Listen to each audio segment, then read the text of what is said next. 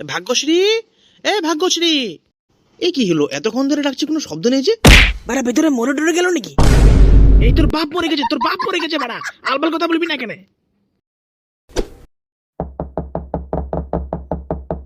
জলদি দরজাটা খোলো, সুন্দর একটা গিফট এনেছি তো। কিরকম মিথ্যেবাদী, আমি হলে তো ভালো দরজা খুলতাম না। দেখেছো বাড়া, কিরকম মিথ্যেবাদী বাড়া, বউকে কখনো এত মিথ্যে কথা বলে? এরকম জামাকে তো বাড়া বিষ খাইয়ে মেরে ফেলতে লাগে। তুই একটু বেশি কথা বলছিস না? কি বাল বেশি কথা বলেছি আমি? এখন তোমার বউ যদি বাইরে এসে বলে কই আমার গিফট কই, কি দেখাবে? তোমার নিচের ওই বান্টু বান্টু দেখাবে? সে যা দেখাবো দেখাবো, আগে দরজাটা তো খুলুক। ভাগ্যশ্রী, ও ভাগ্যশ্রী, দেখেছো একেবারে দরদ উতরিয়ে পড়ছে। এই 5 মিনিট আগে নিজের বইয়ের নামে কি বাজে বাজে কথা বলছিল। ভাগ্যশ্রী জলদি দরজাটা খোলো, না হলে মরে যাবো আমি। দেখেছো বাড়া, দেখেছো কেমন শান্তি ছেড়ে, দেখেছো?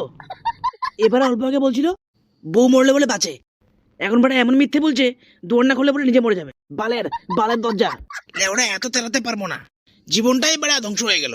আর তুই যে বাড়াল পর ঠিক করে কথা বল আমার সঙ্গে, বুঝলি? কিন্তু আমি তো কখন থেকে চুপচাপ আছি। চুপচাপই থাকবি, শুয়োরে বাচ্চা দুটো।